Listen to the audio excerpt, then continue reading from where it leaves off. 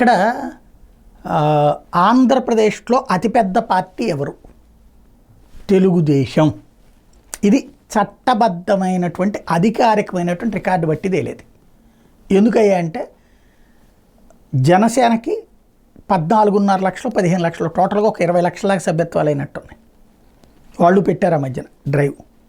వాళ్ళందరికీ ఇన్సూరెన్సులు ఇట్లాంటివి కూడా ప్లాన్ చేశారు, నడుస్తుంది. భారతీయ జనతా పార్టీ దాదాపుగా 25-30 లక్షలు ఎంతో ప్లాన్ చేశారు, అది నడుస్తుంది, నడిచింది. వైఎస్ఆర్ కాంగ్రెస్ పార్టీ అట్లాంటి లెక్క లేదు. వాళ్ళ కార్యకర్తలు ఎవరో వాళ్ళకే ఇప్పటికి లెక్క తెలియదు. ఎందుకంటే అట్లాగా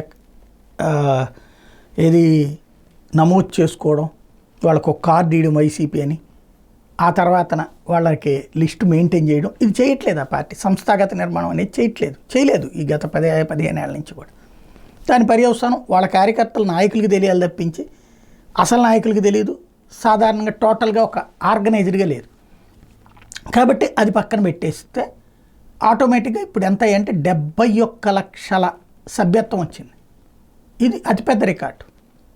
ఈవెన్ కాంగ్రెస్ పార్టీకి తెలంగాణలో కూడా లేదు, 2 రాష్ట్రాల్లో కలిపినా కూడా లేదు. అక్కడ అధికారంలో ఉంది, ఇక్కడ ప్రతిపక్షంలో ఉంది కదా, ఏదో ఉందంటే ఉంది, బట్ లేదు. ఇంకోటి సమీపంలోకి ఎవరు వచ్చే పరిస్థితి కూడా లేదు. అది స్పెషాలిటీ.